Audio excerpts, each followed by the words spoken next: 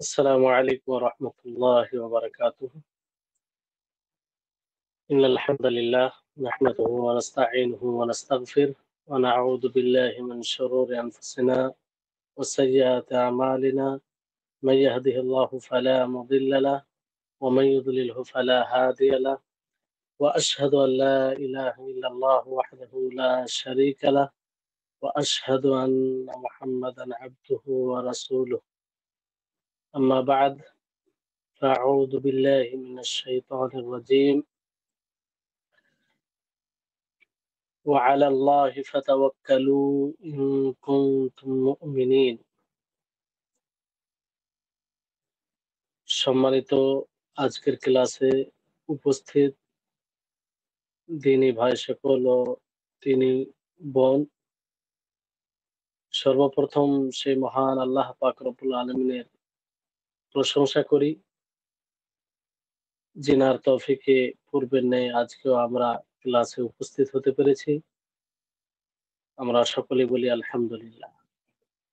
তারপর আমাদের শেষ নবী করিম মুহাম্মদ মুস্তাফা সাল্লাল্লাহু আলাইহি ওয়াসাল্লাম ওনার উপর অসংখ্য শান্তি ধারা বর্ষিত হোক। আল্লাহুম্মা সাল্লি আলাইহি আল্লাহুম্মা বারিক আলাইহি। আজকে ইনশাআল্লাহ ক্লাস হবে ইবাদতের যে প্রকার সমূহ রয়েছে, বিভিন্ন প্রকারের ইবাদত রয়েছে, সেগুলো নিয়ে বেশ কয়েকটি ইবাদত সম্পর্কে আমরা গত ক্লাসে জেনেছি। গত ক্লাসে যেমন অন্যতম ইবাদতের মাধ্যমে দোয়া, আল্লাহ তাআলাকে ভয় করা এবং আল্লাহ তাআলার প্রতি আশাবাদী হওয়া এই নিয়ে যথাযথ আলোচনা হয়েছে।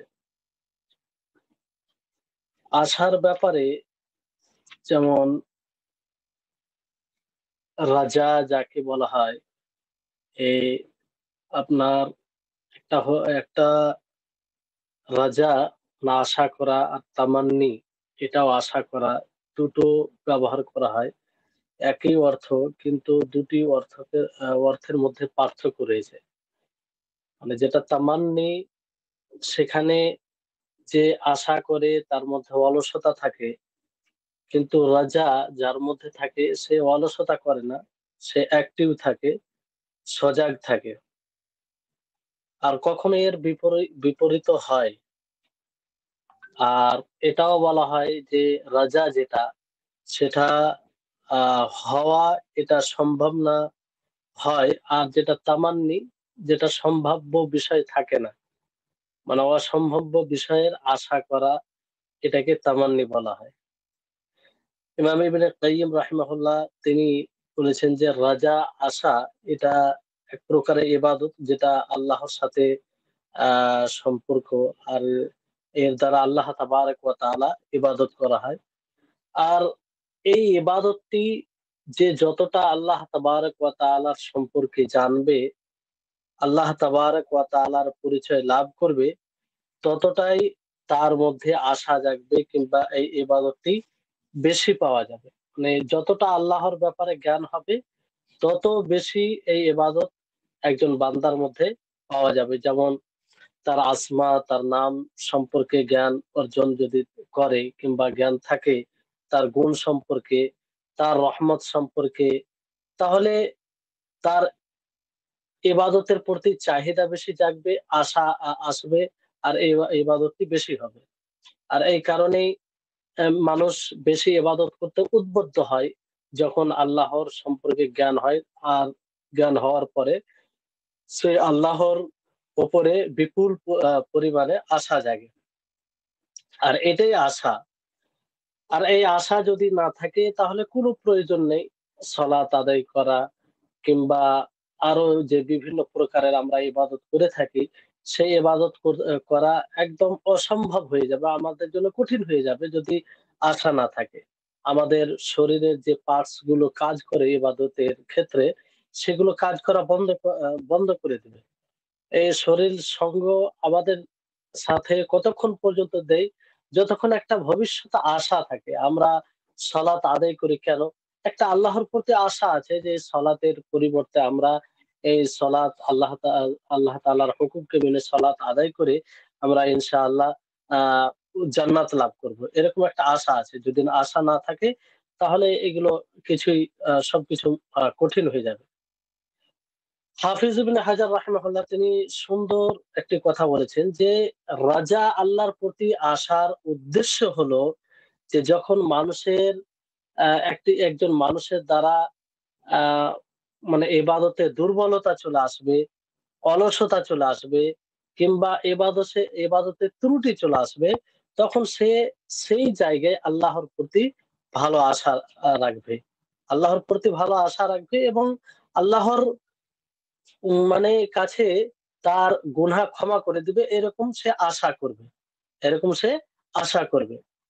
আর যদি সে ইতাআত করে, আল্লাহ তাবারক ওয়া তাআলার অনুসরণ করে, আল্লাহ তাবারক ওয়া তাআলার শরীয়ত অনুযায়ী সে জীবন যাপন করে, তাহলে তাহলে সে আল্লাহর নিকটে তার ইতাআত, তার অনুসরণ, সে যে ইবাদত করেছে, সে যে অনুসরণ করেছে আল্লাহ তাবারক ওয়া তাআলা, সেটা কবুল হওয়ার আল্লাহর নিকটে আশা রাখবে।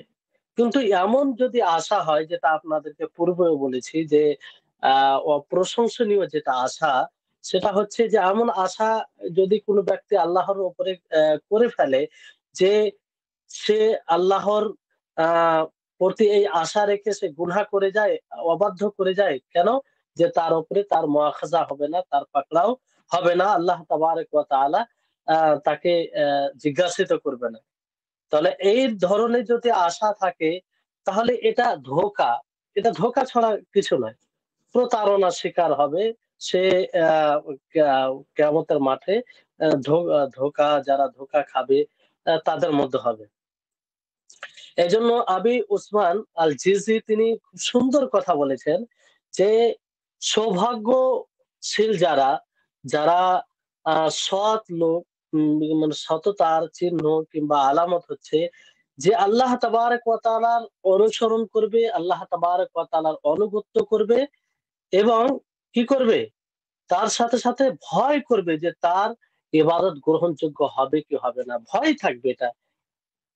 তারপরে দুর্ভাগ্যের যেটা আলামত বলা আ ব আ বলা হয়েছে সেটা হচ্ছে যে সে আল্লাহর নাফরমানি করবে, আল্লাহর অবাধ্যতা করবে এবং সে আল্লাহর নিকটে আশা করবে যে আল্লাহ তাআলা তাকে নাজাত দিবে। আর এই পরিমাণের লোক, এই ধারণার লোক আমাদের সমাজে অনেক আছে। যারা মুহূর্তে, মুহূর্তে কি করে? আল্লাহর, তার রাসূলের অবাধ্যতা করে। আল্লাহ এবং তার রাসূলের অবাধ্যতা করে আবার আল্লাহর নিকটে এই আশা রাখে যে আল্লাহ তাবারক ওয়া তাআলা তাকে জান্নাত দিবে। তার প্রতি ইহসান করবে, তার প্রতি রহমত বর্ষণ করবে। তো এটা হচ্ছে আসলে আ দুর্ভাগ্যের বিষয়, আ যেটা মানুষ ধারণা করে। তাহলে আশা এবং ভয় দুটোই জিনিস একজন মুমিনের মধ্যে থাকবে। এই আশা ও ভয় একজন মুমিনের ২ টি ডানা বলা যেতে পারে। ২ টি ডানায় ২ টি ডানায় মজবুত এবং শক্তিশালী করতে হবে। তাহলে আমরা সঠিক মতো আল্লাহ তাবারক ওয়া তাআলার ইবাদত করতে পারবো। আল্লাহ তাবারক ওয়া তাআলার অনুসরণ করে জান্নাতি কর্ম করে আমরা নিজেকে জান্নাতের উপযুক্ত তৈরি করতে পারবো। আর ভয় যদি থাকে ঐরকম ভাবে, তাহলে আমরা আল্লাহর ভয়ে সেই জাহান্নামী কর্ম থেকে বেঁচে থেকে আল্লাহ তাবারক ওয়া তাআলা আ ও ও সেই আমরা জাহান্নাম থেকে বেঁচে যাব। তারপরে সেখানে ১ম যে একটা বিষয় এসেছিল যে আ আপনার সে বিষয়টি হচ্ছে যে যদি কেউ দোয়া করতে গিয়ে ইয়া রাসূলাল্লাহ বলে, কি বলে? ইয়া রাসূলাল্লাহ বলে, তাহলে সেক্ষেত্রে এটা কখন আ শিরক হবে আর কখন শিরক হবে না। বিষয়টি বোঝা অত্যন্ত গুরুত্বপূর্ণ। কারণ অনেকেই দোয়া করতে গিয়ে রাসূলুল্লাহ সাল্লাল্লাহু আলাইহি ওয়াসাল্লামের ওসিলা নেই। রাসূলুল্লাহ সাল্লাল্লাহু আলাইহি ওয়াসাল্লামকে আ এইভাবে ডাক দেয় যে ইয়া রাসূলাল্লাহ। তো এটা কতদূর শরীয়ত সম্মত এবং কোন অবস্থায় বলা যাবে, কোন অবস্থায় এটা অসুবিধা নেই আর কোন অবস্থায় অসুবিধা আছে, এটা আমাদের জানা দরকার। তো ইয়া রাসূলুল্লাহ এর 4টি অবস্থা হতে পারে। ভালো করে বুঝবেন যে ১ নম্বর অবস্থা হচ্ছে যে আপনি ইয়া রাসূলুল্লাহ আল্লাহর নবীর কাছে সাহায্যের উদ্দেশ্যে তার কাছে আপনি সহযোগিতা চাওয়ার উদ্দেশ্যে আপনি ইয়া রাসূলুল্লাহ বলবেন। তাহলে এটা শিরক হবে। যেমন আপনি বলবেন ইয়া রাসূলাল্লাহি ফাররিজ হাম্মি, ইয়া রাসূলাল্লাহি ফাররিজ হাম্মি। যে এই আল্লাহর রাসূল তুমি আমার দুঃখকে, তুমি আমার কষ্টকে দূর করে দাও। তাহলে এই ধরনের এই উদ্দেশ্যে যদি আপনি ইয়া রাসূলাল্লাহ বলে থাকেন তাহলে এটা শিরক হবে। তাহলে এটা কি হবে? শিরক হবে। অথবা এমন জিনিস আ আ জিনিসের ব্যাপারে আপনি আল্লাহর রাসূলকে ইয়া রাসূলুল্লাহ বললেন যে জিনিসের আল্লাহ নবী শক্তি রাখে না যে সে এর সহযোগিতা করবে। কারণ আল্লাহ নবী মারা গেছেন। তো আল্লাহর নবী তিনি আ যেমন আল্লাহ আ আ তো চাইতে হবে আল্লাহর কাছে। এইজন্য আল্লাহ তাবারাক ওয়া তাআলা কি বলেছেন? وقال ربكم ادعوني أستجب لكم إن الذين يستكبرون عن عبادتي سيدخلون جهنم দাখিরিন। যে তোমার রব আদেশ করে, তোমার রব বলে যে উদউনি আস্তাজিব লাকুম, তোমরা আমার কাছে চাও, আমাকে ডাকো, আমি তোমাদের ডাকে সাড়া দেব। আর যারা আমার ইবাদত থেকে অহংকার করে তারা জাহান্নামে লাঞ্ছিত অপমানিত হয়ে আহ জাহান্নামে প্রবেশ করবে। তারপরে বিশেষভাবে আল্লাহ নবী এই দোয়াকে ইবাদত বলেছেন। অতএব এই দোয়া যখন ইবাদতে পরিণত, যেটি ইবাদত হবে সেটি সদা সর্বদা যেন আল্লাহর জন্যই হয়, এটা আমাদেরকে খেয়াল রাখতে হবে। অন্য কারো জন্য এটা আ ও আ অন্য কারো কাছে এটা করা অথবা অন্য কারো জন্য করা যাবে না। ২য় অবস্থা হতে পারে সেটা হচ্ছে যে নবী করিম মুহাম্মদ সাল্লাল্লাহু আলাইহি ওয়াসাল্লামের ওসিলা উদ্দেশ্য। নবী সাল্লাল্লাহু আলাইহি ওয়াসাল্লামের ওসিলা মানে এর বিশেষ একটা আলোচনা হতে পারে। তো যাই হোক এখানে আমি পুরো আলোচনা করছি না। কারণ এটা জায়গা নয়। তো ওয়াসিলা মানে মাধ্যম, কাউকে মাধ্যম করা। তো যদি কেউ কোনো ব্যক্তি ইয়া রাসূলুল্লাহ বলে, রাসূলুল্লাহ সাল্লাল্লাহু আলাইহি সাল্লামকে মাধ্যম বানিয়ে, ওসিলা বানিয়ে, যেমন কেউ যদি ধারণা করে যে ইয়া রাসূলুল্লাহ ইসফা আলী, এই আল্লাহর রাসূল তুমি আমার জন্য সুপারিশ করো। তুমি আমার জন্য সুপারিশ করো যেন আমার এই মুসিবতটা আমার কাছ থেকে দূর হয়ে যায়। তাহলে এই যে ওয়াসিলা নেওয়া, এখানে এই ওয়াসিলা নিতে গিয়ে ৩ টি প্রকার হতে পারে। তাহলে ৩ টি প্রকার মধ্যে কোনটি প্রকার আসবে সেটা আমাদেরকে ভাবতে হবে। ১ নম্বর হচ্ছে যে আপনি ওসিলা এইভাবে নিবেন যে আল্লাহর উপরে আপনি ঈমান এনেছেন। আল্লাহর উপরে কি করেছেন? ঈমান এ এ আ তার উপরে ঈমান এনেছেন। তার উপরে ঈমান এনেছেন, তার অনুসরণ করছেন। তার উপরে যে ঈমান এনেছেন, তার অনুসরণ করছেন, এর মাধ্যমে যদি আপনি ওসিলা নেন তাহলে এটা বৈধ। তিনার জীবদ্দশাও এটা বৈধ ছিল, আর তিনার মৃত্যুর পরেও এটা বৈধ হবে। কোন ব্যক্তি যদি এইভাবে ইয়া রাসূলাল্লাহ বলে, আল্লাহর রাসূলের মাধ্যম নেই যে সে আল্লাহর নবীর উপরে ঈমান নিয়ে এসেছে, মুহাম্মদ সাল্লাল্লাহু আলাইহি সাল্লামের উপরে, এবং তার অনুসরণ করেছে।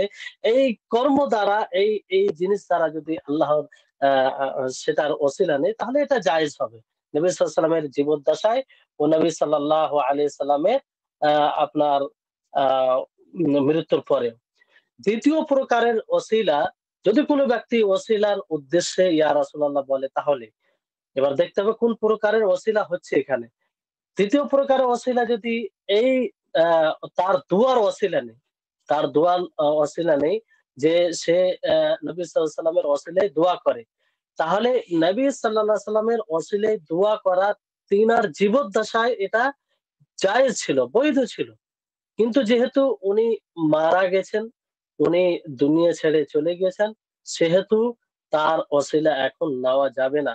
কারণ আল্লাহ তাবারাক ওয়া তাআলা যে বলেছেন যে কোন মৃত ব্যক্তি কারো উপকার করতে পারে না, কারো ক্ষতি করতে পারে না। এটা সকলের ক্ষেত্রে, সকলের ক্ষেত্রে। এমনকি নবী করিম মুহাম্মদ সাল্লাল্লাহু আলাইহি ওয়াসাল্লাম তিনার ক্ষেত্রেও, যেহেতু উনি আ এখন আর দুনিয়াতে নেই। তো নবী সাল্লাল্লাহু আলাইহি ওয়াসাল্লাম যতদিন বেঁচে ছিলেন সে সময় তার দোয়ার ওসিলা নেওয়া, অর্থাৎ তাকে দোয়া করতে বলা, তার তিনার দ্বারে দোয়া করা, এটা জায়েজ ছিল, কিন্তু নবী সাল্লাল্লাহু আলাইহি ওয়াসাল্লামের মৃত্যুর পরে এটা জায়েজ, বৈধ নয়। তৃতীয় প্রকারের ওসিলা হচ্ছে নবী করিম মুহাম্মদ সাল্লাল্লাহু আলাইহি সাল্লামের যে মাকাম, মর্যাদা, যে স্থান রয়েছে নবী সাল্লাল্লাহু আলাইহি সাল্লামের যে অবস্থান, যে মর্যাদা, যেটা রয়েছে, তার ওসিলা নেওয়া। তার আল্লাহর নিকটে যে নবী করিম মুহাম্মদ সাল্লাল্লাহু আলাইহি সাল্লামের মাকাম, নবী সাল্লাল্লাহু আলাইহি সাল্লামের মর্যাদা, সেই মর্যাদার ওসিলা নেওয়া এটা জায়েজ নয়। না নবী সাল্লাল্লাহু আলাইহি সাল্লামের জীবদ্দশায় এটা জায়েজ, না নবী সাল্লাল্লাহু আলাইহি সাল্লামের মৃত্যুর পরে এটা জায়েজ। এটা কারণ নবী সাল্লাল্লাহু আলাইহি সাল্লামের যেটা মাকাম সেটা তিনার জন্য, তিনার জন্য। আর আ কেউ যদি তার মাকাম মর্যাদাকে ওসিলা বানিয়ে বলে যে আল্লাহ তুমি আমাকে ক্ষমা করে দাও, তাহলে এটা কি হবে? এটা জায়েজ হবে না। এটা জায়েজ হবে না। তারপরে তাহলে ওসিলা নিতে গিয়ে ৩ প্রকার যেটা বললাম, সেটা আপনারা শুনলেন। তৃতীয় যেটা অবস্থা, তৃতীয় অবস্থা হচ্ছে কেউ যদি নবী সাল্লাল্লাহু আলাইহি সাল্লামকে এই উদ্দেশ্যে ডাক দেয়, কোন ব্যক্তি যদি নবী সাল্লাল্লাহু আলাইহি সাল্লামকে এই উদ্দেশ্যে ডাক দেয় যে তার উপরে দরুদ পাঠ করার জন্য, কি? দরুদ পাঠ করার জন্য। তাহলে এতে কোনো, যেমন বলে ইয়া রাসূলুল্লাহি, আ আ আ এইভাবে ইয়া আ আ য এইভাবে যদি বলে আসসালাতু ওয়াসসালামু আলাইকা ইয়া রাসূলুল্লাহ, যে আ আপনার উপরে দরুদ ও শান্তি বর্ষিত হোক এই আল্লাহর রাসূল। তো এটা মুস্তাহাব, উত্তম, এতে কোনো অসুবিধা নেই এই জায়গায় ইয়া রাসূলুল্লাহ বলতে গিয়ে। চতুর্থ যেটা অবস্থা সেটা হচ্ছে আপনার যে রাসূলুল্লাহ সাল্লাল্লাহু আলাইহি সাল্লামকে ডাক দেওয়া, মানে উত্তম কিছু বর্ণনা করতে গিয়ে ইয়া রাসূলুল্লাহ বলে। যেমন কোন মৃত্যু ব্যক্তির কোন তার ভালো জিনিস, ভালো দিককে আ বর্ণনা করতে গিয়ে, ভালো জিনিস বলতে গিয়ে সেটা ইয়া রাসূলুল্লাহ বলা। তো এখানে এটাও জায়েজ, এতে কোনো অসুবিধা নেই। যদি কোন ব্যক্তি বলে, যেমন ইয়া রাসূলুল্লাহি লাকাদ আসলাহাতাল বাশারিয়া ওয়া হাদাইতা, যে আল্লাহর রাসূল, আপনি পুরো মানব জাতিকে আ সংশোধন করেছেন এবং হেদায়েত দান করেছেন। তাদেরকে সঠিক পথ দেখেছেন। আপনার বিরাট বড় ইহসান রয়েছে আমাদের উপরে। তাহলে এতে কোনো অসুবিধা নেই। এই ধরনের এতে বলতে কি অসুবিধা নেই। তো যাই হোক, আপনাদেরকে আ বলা হলো, আশা করি আপনারা বুঝতে পারছেন যে কোন সময় ইয়া রাসূলুল্লাহ বলা যাবে এবং কোন সময় ইয়া রাসূলুল্লাহ বলা যাবে না। এবার আসুন যে আমরা আ যে আজকে যেখান থেকে আমাদের কেলা এই মূল ক্লাসের আ বিষয় শুরু হবে, সেটা হচ্ছে ইবাদতের প্রকারসমূহের মধ্যে একটি গুরুত্বপূর্ণ ইবাদত, সেটা হচ্ছে তাওয়াক্কুল। সেটা কি বললাম? তাওয়াক্কুল। তাওয়াক্কুল কাকে বলে? তাওয়াক্কুল আসলে বলা হয় যে কোনো বিষয়ে অ নিজের অক্ষমতাকে প্রকাশ করা। নিজের অক্ষমতাকে প্রকাশ করা, অর্থাৎ অন্যদের উপরে আস্থা ভরসা রাখা, একে তাওয়াক্কুল বলা হয়। শরীয়তের পরিভাষায় তাওয়াক্কুল বলা হয় যে দুনিয়াবি, পার্থিব ও উখরাবি আখিরাতের কোনো উপকারকে অর্জন করার ক্ষেত্রে, অথবা কোনো ক্ষতির প্রতিরোধ করার ক্ষেত্রে আ আল্লাহ তাবারাক ওয়া তাআলার উপরে ভরসা করা, কিংবা অন্তরের আ ভরসা করা কার উপরে? আল্লাহ তাবারাক ওয়া তাআলার উপরে। কোন অবস্থায়? দুনিয়াবি হোক, পার্থিব পার্থিব কোন বিষয় হোক, পার্থিব কোন উপকার, অথবা উপকার অর্জন করতে গিয়ে, অথবা কোনো আ ক্ষতি থেকে বাঁচতে গিয়ে, আ অথবা আখিরাতের কোনো উপকার, কোনো ক্ষতি, কোনো উপকার অর্জন করতে গিয়ে, অথবা কোনো ক্ষতি থেকে বাঁচতে গিয়ে অন্তরের আ ভরসা কার উপরে? আ অন্তরে আস্থা রাখা আল্লাহ তাবারাক ওয়া তাআলার। এটা হচ্ছে তাওয়াক্কুল আলাল্লাহ, তাওয়াক্কুলের সংজ্ঞা। এক কথায় অন্যদের উপরে তাওয়াক্কুল। এইজন্য এটাও বলা হয়েছে যে আল্লাহর নিকটে যা রয়েছে সেটার উপরে ভরসা করা, সেটার উপরে ভরসা করা, এবং মানুষের নিকটে যা রয়েছে সেটা থেকে নিরাশ হয়ে যাওয়া, এটাও এক এক প্রকারের সংজ্ঞা কিছু ওলামাগণ দিয়েছেন। কিন্তু সর্বপ্রথম যেটা বললাম সেটা সবচেয়ে উত্তম। তো আল্লাহ তাবারাক ওয়া তাআলার কোন উপকারকে অর্জন করার ক্ষেত্রে এবং কোন ক্ষতিকে প্রতিরোধ করার ক্ষেত্রে আল্লাহ তাবারাক ওয়া তাআলার উপরেই ভরসা করা, এটা হচ্ছে ঈমান, পরিপূর্ণ ঈমানের অংশ। পরিপূর্ণ ঈমানের মধ্যে এটা আসে এবং পরিপূর্ণ ঈমানের একটি আলামত যে আপনি আ আ কোন উপকার অর্জন করার ক্ষেত্রে এবং কোন ক্ষতিকে প্রতিরোধ করার ক্ষেত্রে একমাত্র আল্লাহ তাবারাক ওয়া তাআলার উপরে ভরসা রাখবেন, আস্থা রাখবেন। তাহলে এটা পরিপূর্ণ ঈমান এর উপরে। আল্লাহ তাবারাক ওয়া তাআলা বলেন যে, "ওয়া আলাল্লাহি ফাতাওয়াক্কালু ইন কুনতুম মুমিনিন", যে আল্লাহর উপরেই তোমরা ভরসা করো যদি মুমিন হয়ে থাকো। এখানে একটু আ ভালো করে দেখবেন যে আল্লাহ তাবারাক ওয়া তাআলা শর্ত লাগিয়ে দিয়েছেন যে তোমরা আল্লাহর উপরেই ভরসা করো। আল্লাহর উপরেই তাওয়াক্কুল করো। যদি তোমরা মুমিন হয়ে থাকো। যদি তোমরা মুমিন হয়ে থাকো। তাহলে মুমিন যদি আমরা প্রকৃত মুমিন হই, প্রকৃত আল্লাহ এবং তার রাসূলের উপরে বিশ্বাস স্থাপনকারী হই, তাহলে আমাদের আ ঈমানের দাবি হবে যে আমরা সদা সর্বদা আল্লাহর উপরে ভরসাকারী হব। আল্লাহ তাবারাক ওয়া তাআলা অন্য জায়গায় বলেন, "ওয়া মান ইয়াতাওয়াক্কাল আলা আল্লাহি ফাহুয়া হাসবুহ", যে যারা আল্লাহর উপরে ভরসা করে, যারা আল্লাহর উপরে তাওয়াক্কুল রাখে, তো আল্লাহ তাআলাই তাদের জন্য যথেষ্ট। আল্লাহ তাআলা তাদের জন্য যথেষ্ট। তো এইজন্য সদা সর্বদা আমাদের সকলকে আল্লাহর উপরে ভরসা রাখতে হবে। আর ইমাম ইবনে কাইয়িম রাহিমাহুল্লাহ বলেছেন যে তাওয়াক্কুল এমন একটি কারণ যে কার আ যে অ্যা যার যার মাধ্যমে মূল উদ্দেশ্যকে অর্জন করা হয়। অর্থাৎ আল্লাহ তাবারাক ওয়া তাআলার সন্তুষ্টি আমরা চাই। তাওয়াক্কুলের মাধ্যমে এটা সম্ভব। নচেৎ এটা আ সম্ভব নয়। তাওয়াক্কুলে ২ টি বিষয় একদম থাকা বাঞ্ছনীয়। এক তো হচ্ছে আপনি আ তাওয়াক্কুল যে আল্লাহর উপরে পুরোপুরি ভরসা রাখা। যেকোনো জিনিস অর্জন করার ক্ষেত্রে এবং যেকোনো ক্ষতি থেকে বাঁচার আ ক্ষেত্রে আল্লাহর উপরে ভরসা রাখা। ২য় যেটা বিষয় হচ্ছে সেটা হচ্ছে যে অ্যা যেগুলো উপায়, সেই কোনো উপকার আমি অর্জন করতে চাইছি, তার যে মাধ্যম রয়েছে, যে তার যে উপায় রয়েছে, সেই উপায়গুলোকে অবলম্বন করা। এই ২ টি বিষয় থাকতে হবে। এই ২ টি রুকন বলতে পারেন তাওয়াক্কুলের। হ্যাঁ? কিংবা এই ২ টি। কারণ সবচেয়ে বেশি আল্লাহর উপরে ভরসাকারী, আল্লাহর উপরে নির্ভরশীল যদি পৃথিবীর বুকে কেউ থাকে তাহলে নবী করিম মুহাম্মদ সাল্লাল্লাহু আলাইহি সাল্লাম। তো নবী করিম মুহাম্মদ সাল্লাল্লাহু আলাইহি সাল্লাম আল্লাহর উপরে পরিপূর্ণভাবে ভরসা করার আ সত্ত্বেও উনি উপায়গুলো অবলম্বন করেছেন। তাই না? উপায় অবলম্বন করেছেন।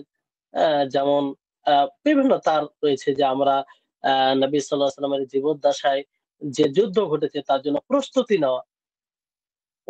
প্রস্তুতি নেওয়া এটা উপায় অবলম্বন করা।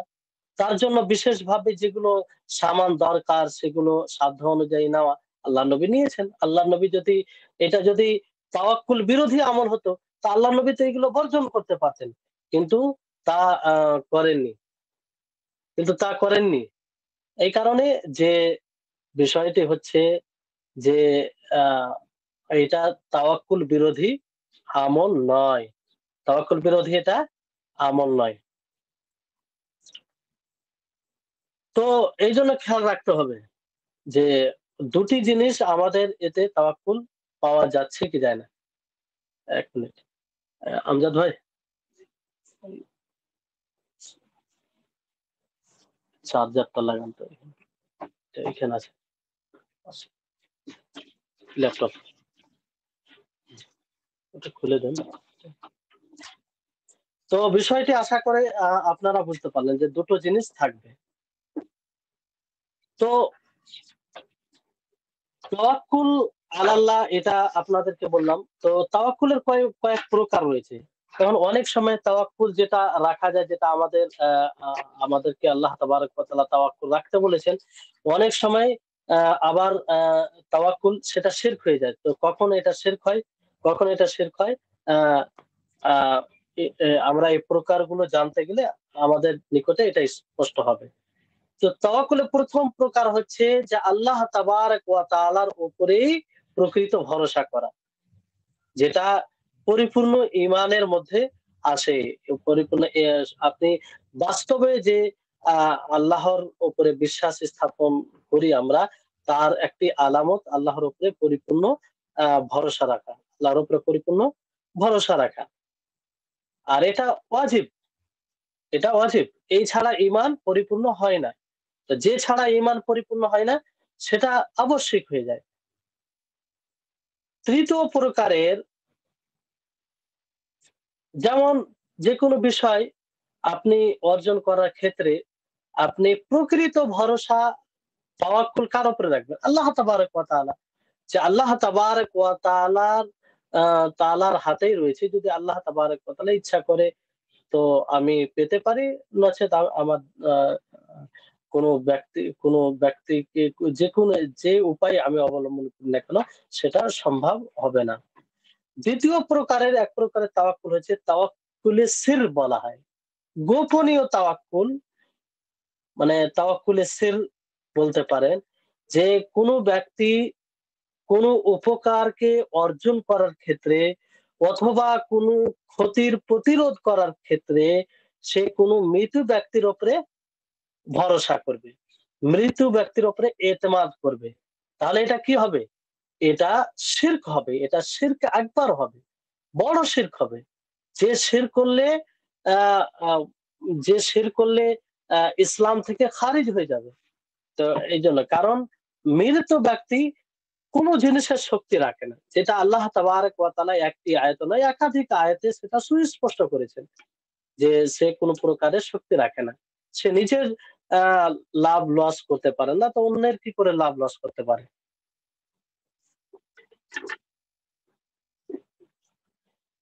তাহলে মৃত ব্যক্তির উপরে কোন প্রকারের তাওয়াক্কুল রাখা যাবে না। কারণ এই তাওয়াক্কুল রাখা মানে কি? আপনি ধারণা রাখছেন যে তার কিছু গুপ্ত শক্তি আছে। সে ম ম ম মারা যাওয়ার পরেও সে দুনিয়াতে নেই, তার সত্ত্বেও সে দুনিয়াতে কিছু করতে পারে। আর এই আকীদা আপনি যেকোনো মানুষের ক্ষেত্রে রাখেন, যেকোনো মানুষের ক্ষেত্রে রাখেন, তাহলে সেটা শিরক হবে। না, এমনকি নবীর ব্যাপারেও যদি এরকম তাওয়াক্কুল রাখেন, আমাদের শেষ নবীর ব্যাপারে আপনি তাওয়াক্কুল রাখেন তার উপরে, হ্যাঁ? যে আমাদের নবী এখন তিনি কবরে থাকা অবস্থায় আমাদের উপকার করবে, কিংবা আমাদের কোনো ক্ষতিকে আ দূর করবে, কোনো উপকার করবে, তাহলে এটাও শিরক হবে। কারণ নবী করিম মুহাম্মদ সাঃ তিনি তিনি মারা গেছেন। তিনি আর আ কোনো মানুষের উপকার করা, কোনো মানুষের ক্ষতি করার শক্তি রাখে না। না কোনো ওলিকে আপনি ওলির উপরে এরকম তাওয়াক্কুল রাখতে পারেন। তো এবার চিন্তা করুন যে নবীর ক্ষেত্রে এটা যদি তাওয়াক্কুল না রাখা যায়, তো বর্তমান সময়ে যে নামধারী কিছু মুসলিম পাওয়া যায়, তারা নিজেদের পীরদের উপরে এরকম আস্থা রাখে। তাদের উপরে, তাদের ব্যাপারে ধারণা রাখে যে তারা ক্ষতি করে। তাদের নামে যদি কিছু না করি, তাহলে তারা হয়তো আমাদের আ পারিবারিক জীবনে অনেক ক্ষতি করবে। নানা রকম এরকম আকীদা তারা ধারণা পোষণ করে। তো এটা খুব জটিল বিষয়। এজন্য আ মানুষ মানে মানুষের নিকটে শিরকটা একদম সহজ হয়ে গেছে। কারণ সে প্রকৃত দিনকে না বুঝার কারণে। অতএব এগুলো বুঝতে হবে, যারা যদি কেউ আশেপাশের এরকম কোনো ধারণা থাকে তাদেরকে সুকৌশলে বুঝাতে হবে। কারণ এই এ এটা তো ইসলাম থেকে বের করে দিবে। এটা এমন আমল। কারণ শিরকই এমন। ৩য় যেটা তাওয়াক্কুল হচ্ছে যে অন্যের উপরে তাওয়াক্কুল করা, এমন বিষয়ে ভরসা করা যে বিষয়ে অন্যরা শক্তি রাখে কিছু করার, আর তার উপরে তাওয়াক্কুল আ এই ধারণা নিয়ে করা যে সে উঁচু স্থানে আছে। সে উঁচু স্থানে আছে, আর আ যে তাওয়াক্কুল করছে সে তার নিচু স্থানে আছে। এই জন্য তার উপরে ভরসা করছে। তো এই ধরনের যেমন জীবিকা অর্জন করার ক্ষেত্রে যেমন ধরুন আপনি কারো তত্ত্বাবধানে কাজ করছেন। সে আপনার মালিক, তার কোনো মালিকের কাজ করছেন। তো তার ক্ষেত্রে আপনি তাওয়াক্কুল করেছেন যে আ সে উঁচু স্থানে আছে। অতএব সে তার যদি কাজ করি তাহলে আমি রুজি পাবো। তাহলে এটা কিন্তু শিরক হয়ে যাবে। এটা কি? ছোট শিরক হয়ে যাবে। কারণ তার সাথে একটা আপনার অন্তর জড়িয়ে গেছে। তার উপরে আপনি হালকা কি করেছেন? এতেমাদ ভরসা করে ফেলেছেন। হ্যাঁ, যদি আপনি এখানে এইভাবে আপনি আ ভরসা রাখেন যে সে মাত্র একটি মাধ্যম। মূলত আল্লাহ তাবারাক ওয়া তাআলাই তার হাতে আমার রুজিকে নির্ধারিত করে রেখেছেন। আল্লাহ তাবারাক ওয়া তাআলা যতদিন তার হাতে আমার রুজিকে নির্ধারিত করে রেখেছেন, ততদিন আমি তার কাছে রুজি পাবো, নচেৎ আ রুজি পাবো না। তাহলে এই আকীদাতে কোনো অসুবিধা নেই, এই তাওয়াক্কুলে কোনো অসুবিধা নেই। কিন্তু যদি আপনি তাওয়াক্কুল এইভাবে রাখেন যে সে তার কারণে কিংবা সে মালিক, সে উঁচু স্থানে আছে, তার আন্ডারে কাজ করছি বলেই আমি অ্যা আ মানে রুজি পাচ্ছি কিংবা আমি জীবিকা অর্জন করতে পারছি, তাহলে এটা কিন্তু শিরক হয়ে যাবে। চতুর্থ প্রকারের যেটা তাওয়াক্কুল সেটা হচ্ছে অন্যের উপরে ভরসা করা এমন বিষয়ে যে বিষয়ে যে তাওয়াক্কুল করবে, যে ভরসা করবে সে আ সে সে শক্তি রাখে। কিন্তু সে অন্যকে প্রতিনিধি বানায়। সে অন্যকে প্রতিনিধি বানায় কোন বিষয়ে। তাহলে যে বিষয়ে মানে প্রতিনিধি বানানো যাবে, জায়েজ। তো এটা কোনো অসুবিধা নেই। এতে কোনো অসুবিধা নেই। কোরআন ও হাদিসের বহু দলিল আছে যে দলিল দ্বারা এটা সাব্যস্ত প্রমাণিত যে এরকমভাবে আ করা যাবে। যেমন আ কিতাবুল্লাহ থেকে দলিল যদি দিই অনেক অসংখ্য দলিল আছে। তার মধ্যে একটি দলিল যে ইয়াকুব আলাইহিস সালাম নিজের সন্তানদেরকে কি বলেছিলেন? যে ইয়া বানিয়্যা ইযহাবু ফাতাহাসসাসু মিন ইউসুফা ওয়া আখিহি, যে আমার সন্তানেরা তোমরা যাও এবং ইউসুফ ও তার ভাইকে সন্ধান করো। তো এই যে ওকিল বানা, ওয়াকিল মানে কি? কাউকে কোন কোন কাজ ভরসা করে করতে বলা। যেমন আমরা আ যখন কেস হয়ে যায়, মোকদ্দমা আ কেসে লড়ি, তখন কাউকে ওকিল বানাই কি বানাই না? তো ওকিল বানানো কি? মানে আমার কাজটা, আমার কথাটা সে আ কি করবে? পেশ করবে। তো এক প্রকারের তো তার উপরে ভরসা হলো। তো এটা তো এটা জায়েজ। এর কোনো অসুবিধা নেই।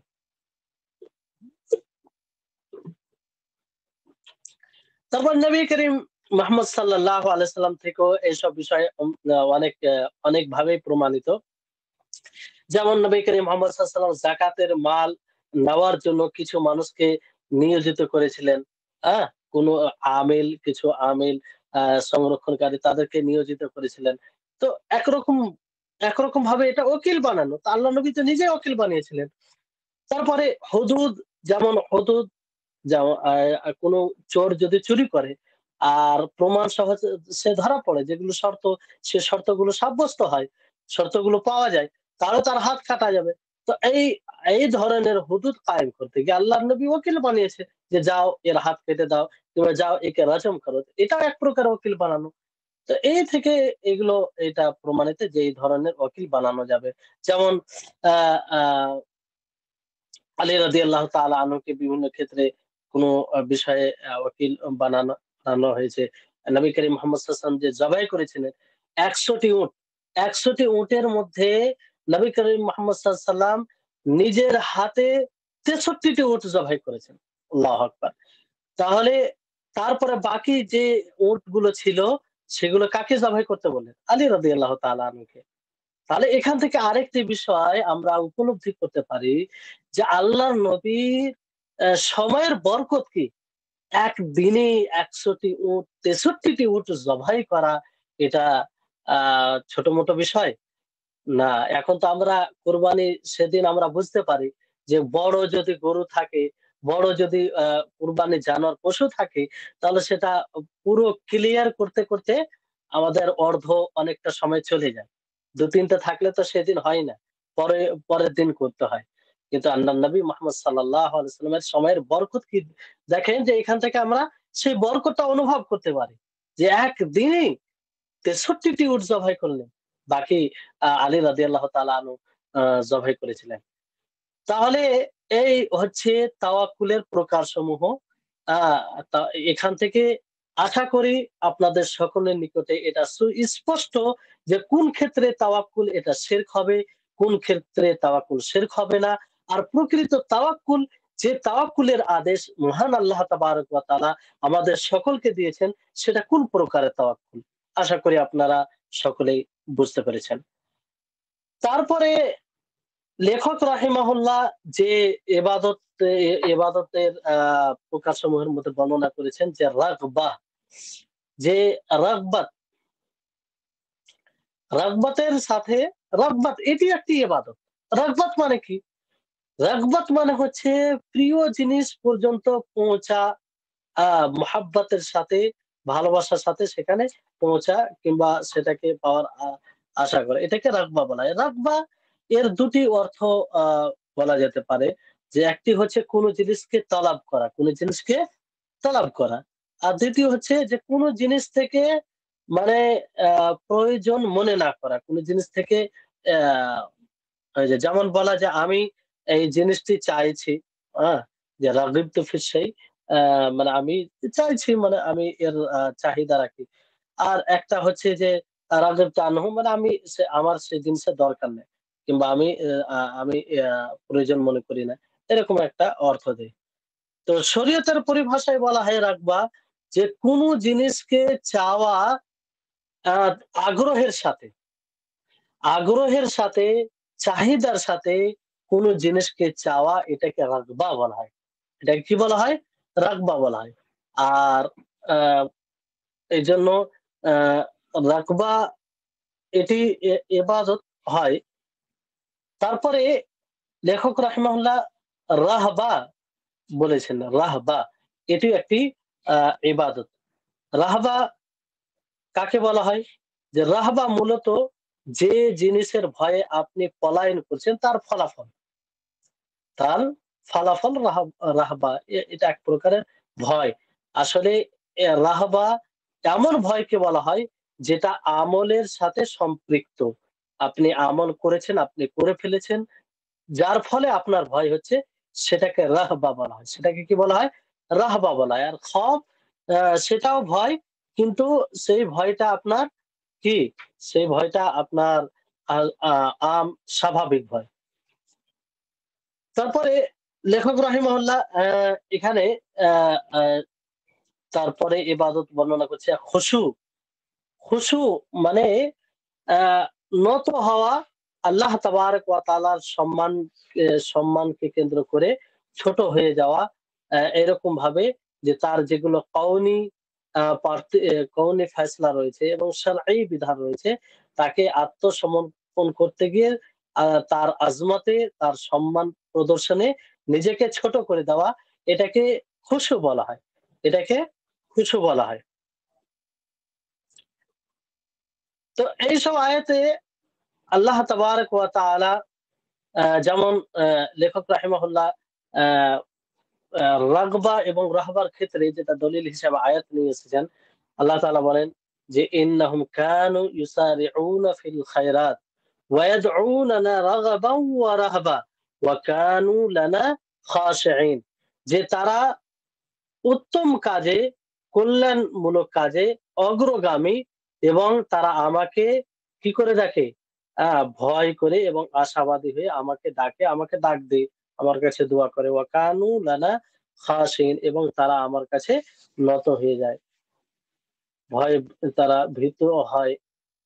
তাহলে এখানে আল্লাহ তাবারাক ওয়া তাআলা রাগবা ও রাহবা শব্দ ব্যবহার করছেন খুশুর সাথে, নত হওয়ার সাথে। তো তারা দোয়া করতেন। এটা হচ্ছে দোয়াউল মাসআলা। হ্যাঁ? অর্থাৎ আল্লাহর কাছে তারা দোয়া করতেন যেটা আ আ তার নিকটে সওয়াবের আশায়, এবং তার তার শাস্তি থেকে বাঁচার উদ্দেশ্যে তারা দোয়া করতেন। এবং প্রত্যেক মুমিনের এটা উচিত হবে যে সে আ ভয় এবং আশার মধ্যে আল্লাহর ইবাদত করবে। এই আয়াত থেকে এটা স্পষ্ট আ আ মানে স্পষ্টভাবে বোঝা যাচ্ছে যে তারা কিভাবে ইবাদত করতেন। ইন্নাহুম কানু ইউসারিউনা ফিল খায়রাত ওয়া ইয়াদউনানা রাগাবান ওয়া রাহাবা ওয়া কানু লানা খাশিঈন। যে তারা উত্তম কাজে, কল্যাণমূলক কাজে অগ্রগামী এবং তারা ভয় ও আশার মধ্যে আ আমাকে ডাকে। তাহলে উভয়টি তারা বজায় রেখে আল্লাহ তাবারাক ওয়া তাআলার ইবাদত করত। অনুরূপভাবে আমাদেরকেও আল্লাহর প্রতি ভয় এবং আল্লাহর প্রতি আশা রেখে আ দোয়া করতে হবে। না এ দোয়া অথবা যেকোনো ইবাদত করতে হবে। আশা আপনাকে এতাতের কাজে, অনুসরণের কাজে আপনাকে উদ্বুদ্ধ করবে, যাতে আপনি অ্যাক্টিভ হন। আর আ ভয় আপনাকে আল্লাহর অবাধ্যতা থেকে বিরত রাখবে। আল্লাহর নাফরমানি থেকে আপনাকে বিরত রাখবে। যার আ আলোচনা আপনার পূর্বে ক্লাসে হয়েছে। এটা একটা প্রশস্ত বিষয়। ইনশাআল্লাহ কোনো এতে যদি কোনো আ নি আ মুস্তাকিল এই বিষয়ে আলোচনা যদি হয় তো কোনো সময় আলোচনা করা যাবে। তারপরে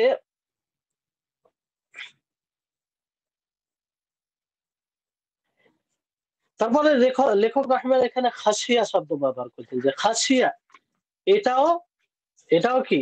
এটাও ইবাদত। এটাও ইবাদত।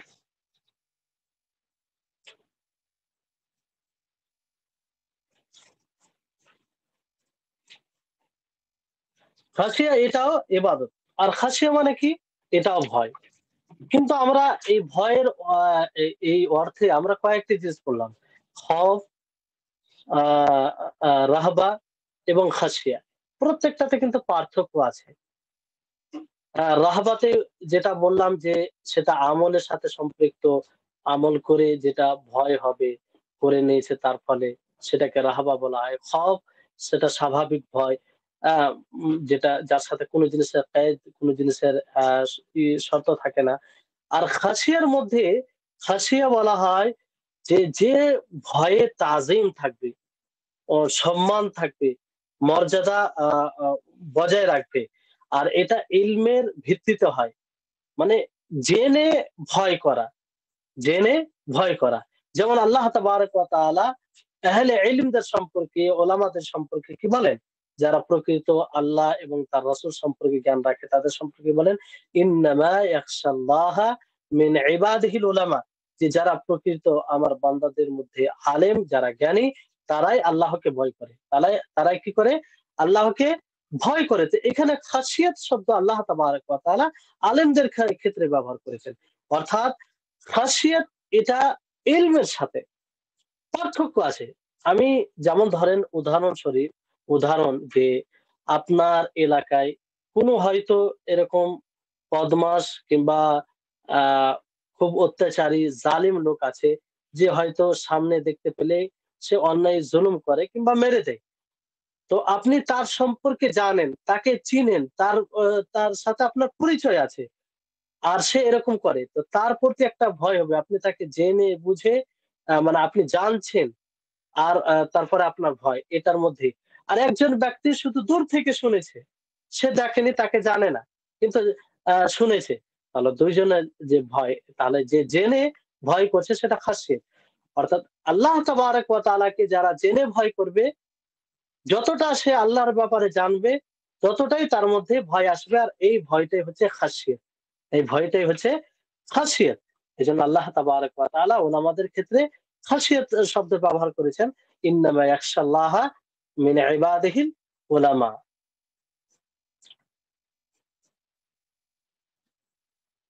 তাহলে পার্থক্য এটা সুস্পষ্ট যে খাসিয়ত, খওফ, রাহবা এর মধ্যে আ পার্থক্যটা কি?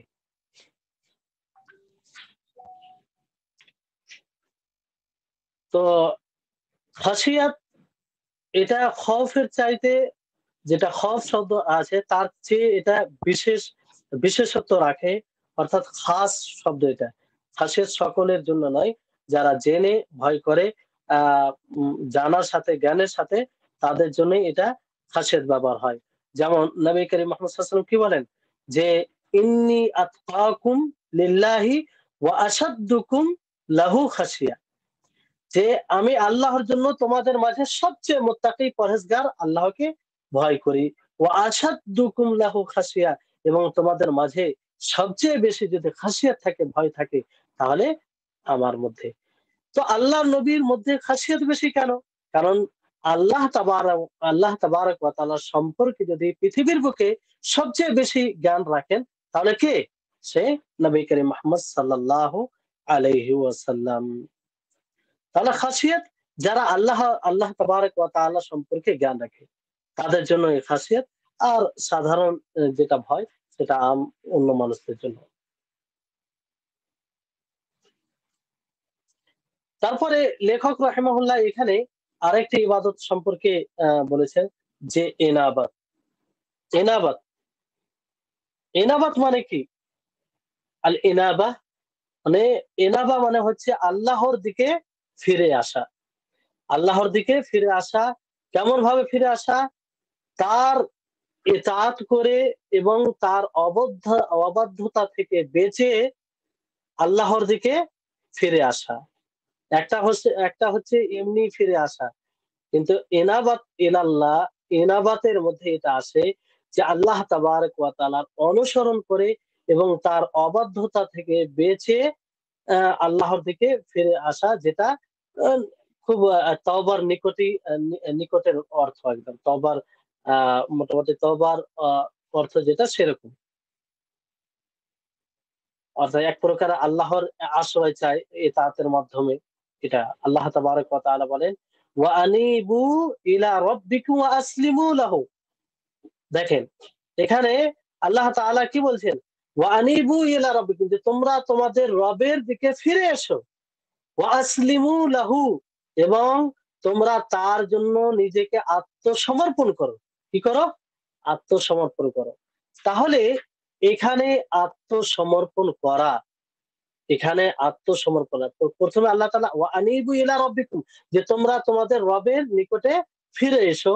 তারপর তোমরা তার জন্য নিজেকে আত্মসমর্পণ, মানে তার পুরোপুরি ইতাআত করে, অনুসরণ করে, এবং তার পুরোপুরি অবাধ্যতা থেকে বেঁচে আল্লাহর দিকে আ ফিরে আসা। এটা হচ্ছে ইনাবাত ইলাল্লাহর সংজ্ঞা, কিংবা ইনাবাত এটাকে বলা হয়।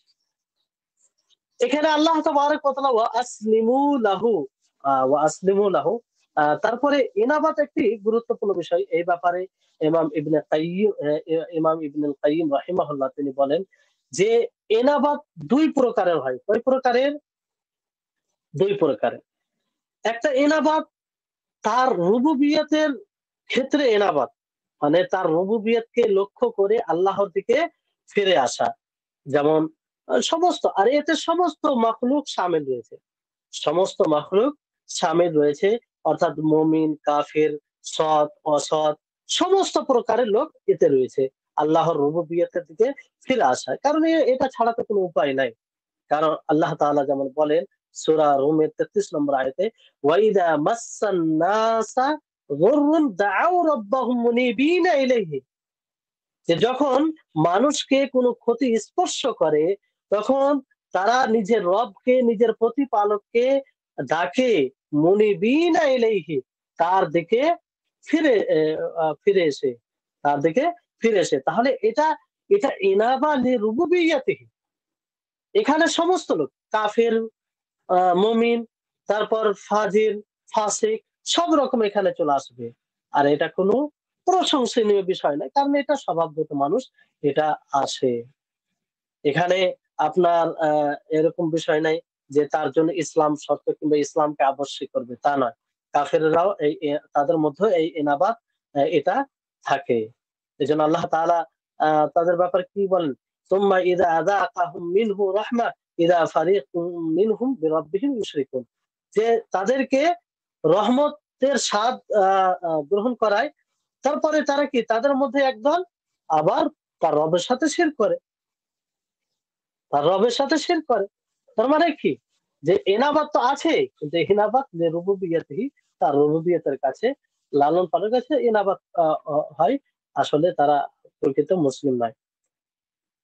তারপরে আরেকটি ইনাবাত, এই ইনাবাত যেটা ইনাবাত, এর ২য় প্রকারের ইনাবাত, সেটা হচ্ছে আউলিয়াদের ইনাবাত।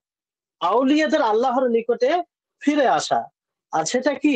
আল্লাহ তাবারাক ওয়া তাআলার উলুহিয়তকে কেন্দ্র করে আল্লাহর দিকে ফিরে আসা, যেটা ইনাবাতে উবুদিয়্যা ও মাহাব্বা বলা যেতে পারে, যে এটা ইবাদতের উদ্দেশ্যে আল্লাহর দিকে ফিরে আসা, কিংবা আল্লাহকে ভালোবেসে আল্লাহর দিকে ফিরে আসা। আর এতে ৪ টি বিষয় থাকতে হবে। ৪ টি বিষয় আবশ্যিকভাবে থাকবে। সে ৪ টি বিষয় কি? ১ নম্বর বিষয় হচ্ছে যে আল্লাহ তাবারাক ওয়া তাআলাকে ভালোবাসা। সে আল্লাহর দিকে ফিরে আসবে আল্লাহকে ভালোবেসে। কি করে? আল্লাহকে ভালোবেসে আল্লাহর দিকে ফিরে আসবে। ২য় নম্বর হচ্ছে তার কাছে নত হবে, ছোট হবে। তার কাছে কি হবে? নত হয়ে যাবে, ছোট হয়ে যাবে। ৩য় বিষয় হচ্ছে যে তার কাছে অনুগামী হবে, অর্থাৎ আ মনোযোগী হবে, তার দিকে মনোযোগী হবে। ৪র্থ বিষয় হচ্ছে যে আল্লাহ ছাড়া যা কিছু আছে তা থেকে সে কি করবে? পিঠ ফিরিয়ে নিবে, অর্থাৎ তাকে আ অবজ্ঞা করবে। তো যদি এই ৪ টি জিনিস পাওয়া যায়, তাহলে ইনাবাত ইলাল্লাহ হবে, যেটা আ আ ইবাদত। যেটা ইবাদত। আর যার কথা আল্লাহ তাবারাক ওয়া তাআলা আয়াতে বলেছেন, ওয়া আনিবু ইলা রাব্বিকুম ওয়া আসলিমু লাহু, যে তোমরা তোমাদের রবের দিকে ফিরে এসো এবং তার জন্য নিজেকে কি করো? আত্মসমর্পণ করো। তাহলে এই ৪ টি বিষয় থাকলে অ্যা মুনিব বলা যাবে। নচেৎ ৪ টি জিনিস যদি একত্রিত না হয়, তাহলে মুনিব বলা যাবে না। তো এনাবা এটা যেমন আ ২ প্রকার শুনলেন, অনুরূপভাবে এখানে আল্লাহ তাবারাক ওয়া তাআলা যে ওয়া আসলিমু লাহু, যে তার জন্য তোমরা কি করো? তার জন্য আ আত্মসমর্পণ করো নিজেকে। তো আসলিম যেখান থেকে ইসলাম বলা হয়, তো ইসলাম ২ প্রকার। কয় প্রকার? ইসলাম ২ প্রকার। একটা হচ্ছে আল্লাহর শরীয়তের বিধানের সামনে নিজেকে আত্মসমর্পণ করা। আল্লাহর শরীয়তের সামনে নিজেকে আত্মসমর্পণ করা। এটা তো ইসলামের অর্থ। এটা ইসলামের অর্থ। এবার এই ইসলাম ২ প্রকার। এক প্রকারের ইসলাম হচ্ছে যে আ কওনি ইসলাম, অর্থাৎ আল্লাহ তাবারাক ওয়া তাআলার যেগুলো কওনি বিধান আছে, পার্থিব যেগুলো বিধান আল্লাহ তাআলার হুকুমে সবকিছু হয়, সেই বিধানের সামনে আত্মসমর্পণ করা। আর এটা আসমান ও জমিনে যা কিছু আছে সমস্ত কিছু শামিল। মুমিন, কাফির, আ ফাসিক, ফাজের সকলেই এতে। কারণ আত্মসমর্পণ করে।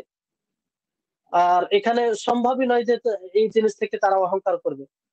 এজন্য আল্লাহ তাবারাক ওয়া তাআলা সূরা আল ইমরানে কি বলেন?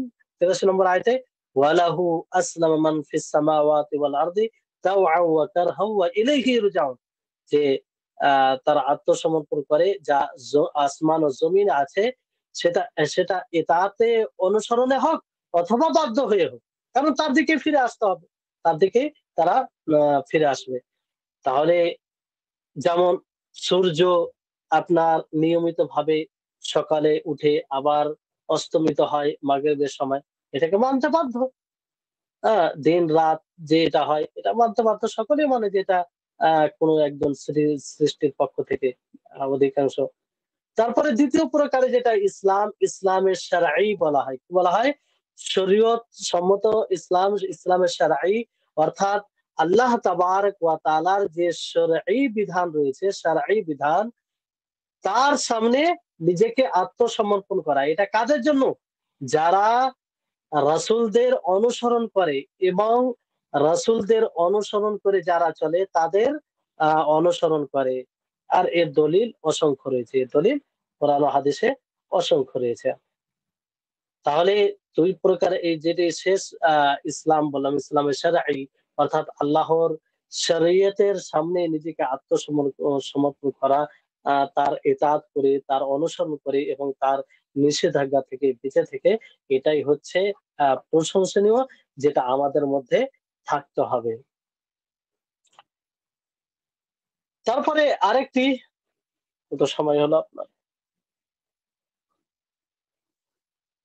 তারপরে আরেকটি যেটি ইবাদত হচ্ছে, সেটি লেখক রাহিমাহুল্লাহ বলছেন আল ইস্তিগাসা।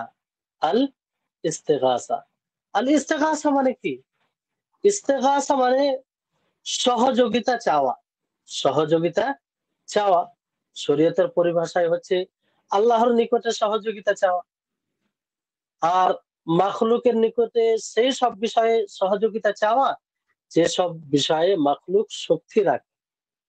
মাখলুক যেসব বিষয়ে সহযোগিতা করার সক্ষমতা রাখে তাকে কি বলে? শরীয়তের পরিভাষায় ইস্তেগাসা বলা হয়। ইস্তেআনা, আফওয়ান, ইস্তেগাসা না, ইস্তেআনা বলা হয়। ইস্তেআনা বলা হয় সহযোগিতা চাওয়া, তালাবুল আউন। আর শরীয়তের ভাষায় বলা হয় আল্লাহর আর শরীয়তের পরিভাষায় ইস্তেআনা বলা হয় আল্লাহর নিকটে সহযোগিতা চাওয়া এবং মাখলুকের নিকটে ওইসব বিষয়ে সহযোগিতা চাওয়া যেসব বিষয়ে মাখলুক সহযোগিতা করার সক্ষমতা রাখে। তো এখানে এই ইস্তেআনা এটাও কখনো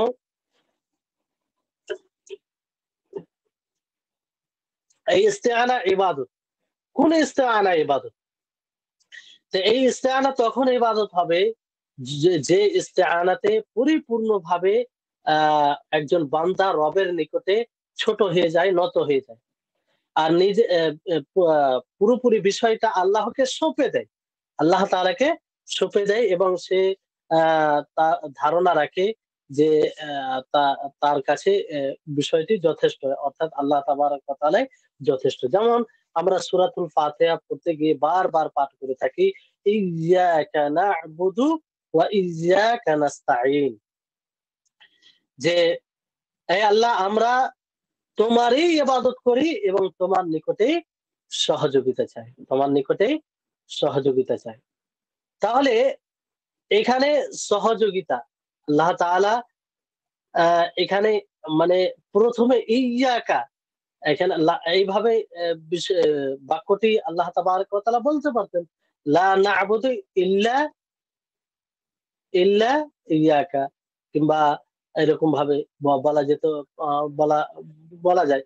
কিন্তু এখানে খাস করার জন্য আল্লাহ তাবারাক ওয়া তাআলা হাসরের সাথে বললেন ইয়াকা না'বুদু ওয়া ইয়াকা নাস্তাইন, যে আমরা তোমারই ইবাদত করি এবং তোমার নিকটেই সহযোগিতা চাই।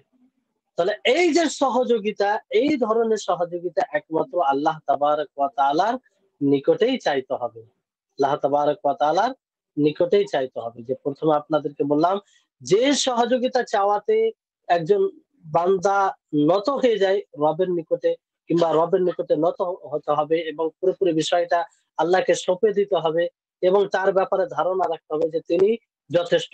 তাহলে এইভাবে যে সহযোগিতা চাওয়া যাবে একমাত্র আল্লাহ তাবারাক ওয়া তাআলার নিকটে, অন্য কারো কাছে সহযোগিতা এইভাবে চাওয়া যাবে না।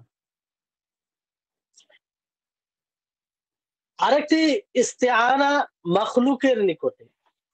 মাখলুকের নিকটে ইস্তেআনা এমন বিষয়ে যে বিষয়ে মাখলুক সহযোগিতা করতে সক্ষমতা রাখে, শক্তি রাখে, তাহলে কোনো অসুবিধা নেই। এতে এ ধরনের সহযোগিতা চাওয়া যাবে। এ ধরনের সহযোগিতা চাওয়া যাবে। যেকোনো বিষয়ে আপনি বৈধ বিষয়ে যদি কারো নিকটে সহযোগিতা চায়, আপনি কারো কাছে আপনি বিপদে পড়ে আছেন, সেই বিপদে কারো কাছে আপনি কিছু পয়সা চাইলেন, সে পয়সা দিতে সক্ষমতা রাখে। এটা জায়েজ, কোনো অসুবিধা নেই। আ আপনি কোনো আ আর কিছু প্রয়োজন পড়েছে, যে প্রয়োজন হয়তো যার কাছে চাইবেন সেটা তার প্রতি সে শক্তি রাখে, তো সেই বিষয়টি চাইতে পারেন। আর এর অসংখ্য দলিল আছে। যেমন আল্লাহ তাবারাক ওয়া তাআলা বলেন, ওয়া তাআওয়ানু আলাল বিররি ওয়াত তাকওয়া, যে তোমরা সৎ কাজের উপরে, তাকওয়ার কাজে এক অপরের সহযোগিতা করো। তো ভালো কাজ যদি হয় তাহলে এক অপরের সহযোগিতার আদেশ তো আল্লাহ তাবারাক ওয়া তাআলা নিজেই দিচ্ছেন। তাহলে সৎ কাজে এক অপরের সহযোগিতা নেওয়া, দেওয়া, সহযোগিতা নেওয়া যাবে কিংবা চাওয়া যাবে, এতে কোনো অসুবিধা নেই। কিন্তু যদি সেটা কি হয়, হারাম কাজ হয়, অবৈধ কাজ হয়, শরীয়ত বিরোধী কাজ হয়, তাহলে তার সহযোগিতা করা যাবে না। যেমন আল্লাহ তাআলা তারপরে বলছেন, ওয়ালা তাআওয়ানু আলাল ইসমি ওয়াল উদওয়ান, যে তোমরা গুনহার কাজে, শত্রুতা পোষণে এক অপরের সহযোগিতা করিও না। তাহলে হারাম কাজে সহযোগিতা করা যাবে না, যদিও মাখলুক শক্তি রাখে। বৈধ কাজে কোনো অসুবিধা নেই। মুবাহ কাজে কোনো অসুবিধা নেই, সহযোগিতা করা যাবে। যদি মুবাহ কাজে সহযোগিতা করতে গিয়ে সওয়াবের আ আ নিয়ত করে, আল্লাহ তাবারাক ওয়া তাআলার নৈকট্য লাভের আশা থাকে, নিয়তে সহযোগিতা করে, তাহলে সে আল্লাহর নিকটে সওয়াব পাবে, নেকি পাবে, তার ফল পাবে। এজন্য আল্লাহ তাআলা বলেন, "ওয়া আহসিনু ইন্নাল্লাহা ইউহিব্বুল মুহসিনিন।" সূরা বাকারার ১৯৫ নম্বর আয়াত, যে তোমরা ইহসান করো, ভালাই করো। ইন্নাল্লাহা ইউহিব্বুল মুহসিনিন। আল্লাহ তাবারক ওয়া তাআলা মুহসিনিনদেরকে পছন্দ করেন। মুহসিনিনদেরকে পছন্দ করেন। তৃতীয় প্রকারের ইস্তিআনা হচ্ছে যে উপস্থিত মাখলুকের নিকটে সহযোগিতা চাওয়া। উপস্থিত যে উপস্থিত আছে তার নিকটে এমন জিনিসের সহযোগিতা চাওয়া যে বিষয়ে সে শক্তি রাখে না। যে বিষয়ে শক্তি রাখে না। তো এটা কি অনর্থক সহযোগিতা চাওয়া। অনর্থক। যার কোনো প্রয়োজন নাই। যেমন ধরুন যে আপনি মাথায় বোঝা উঠাবেন প্রায় আ ৮০ কি আ আ ৮০ কিলো। আর একজন বয়স্ক মানুষ যে ঠিক মতন চলতে পারছে না। কোন রকম ভাবে সে হেঁটে যাচ্ছে। তাকে যদি আপনি বলেন যে আমার বোঝাটা উঠিয়ে দেন, তাহলে এটা সহযোগিতা অনর্থক। কারণ সে সেটা ওঠাতে তো সক্ষমতা রাখে না। এই ধরনের সহযোগিতা থেকে বিরত থাকতে হবে। চতুর্থ প্রকারের সহযোগিতা হচ্ছে যে মৃত ব্যক্তির নিকটে সহযোগিতা চাওয়া। একদম টোটালি মৃত ব্যক্তির নিকটে সহযোগিতা চাওয়া হারাম। এই আজান হ্যাঁ, আজান আজান দিতেছে। আচ্ছা তাহলে আ বন্ধ করে দিই না? যে সময় অনেকটা হয়ে গেছে। ইনশাআল্লাহ আগামী ক্লাসে এটা পূরণ করা হবে। আ ইস্তেআনা সম্পর্কে আরো আলোচনা থেকে যাচ্ছে। ইনশাআল্লাহ আগামী ক্লাসে সেটা পূর্ণ হবে। ঠিক আছে? অসুবিধা নেই। কারণ খুব বেশি লম্বা ক্লাসও আ ঠিক হবে না। তো ইনশাআল্লাহ আগামী ক্লাসে আবার এই ইস্তেআনা নিয়ে আ ৩য় প্রকার পর্যন্ত বললাম। আরো ৪র্থ, ৫ম প্রকার রয়েছে। আ এরপরে ৫টি প্রকার বললেই স্পষ্ট হবে যে কোন প্রকারের সহযোগিতা চাইতে গিয়ে শিরক হবে আর কোন প্রকারের সহযোগিতা চাইতে গিয়ে শিরক হবে না। জি। আ তো আল্লাহ তাবারাক ওয়া তাআলার নিকটে দোয়া করি আল্লাহ তাআলা যেন আমাদের সকলকে আ শরীয়ত সম্মত জীবনযাপন করার তৌফিক দান করেন এবং আমরা শিরক থেকে যেন বেঁচে থাকতে পারি।